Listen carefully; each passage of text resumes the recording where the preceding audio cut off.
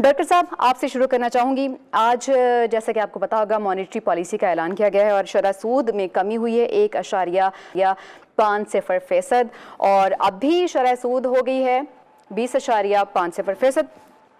आपसे मैं ये जानना चाहती हूँ कि रवां साल तो 22% पर बरकरार रखी गई थी शरह सूद, लेकिन ये जो तकरीबन 1.5% की जो कमी हुई है, ये महंगाई पर किस तरह से असरअंदाज हो सकती है? क्योंकि रवां बरस जो शरह सूद में जो बरकरार रखी गई थी शरह सूद 22% पर, वो इसलिए रखी गई थी कि महंगाई का हदफ जो है वो हासिल किया जा सके, महंगाई कम करने का हदफ। अभी आपको लगता है कि ये फैसला जो है वो किस तरह से महंगाई पर असरअंदाज हो सकता है?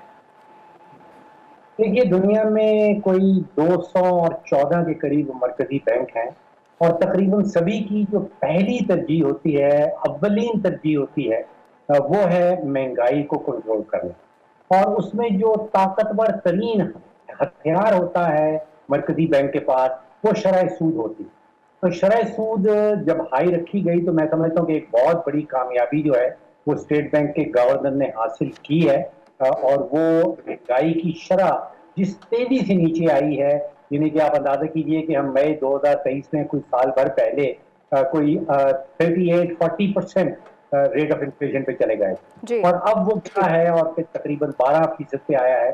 तो इसका क्रेडिट मैं समझता हूँ कि जो का नाम बहुत कम लिया जाता है, governor state bank Jamil Ahmed sahab, उन्होंने आप सोचिए कि बहुत प्रेशर किया हुकूमत की तरफ से भी, बिजनेस की तरफ से भी, लेकिन प्रेशर बर्दाश्त करते रहे और सही टाइमिंग पे मैं समझता हूँ कि उन्होंने जो शरह सूद है उसको कम किया है।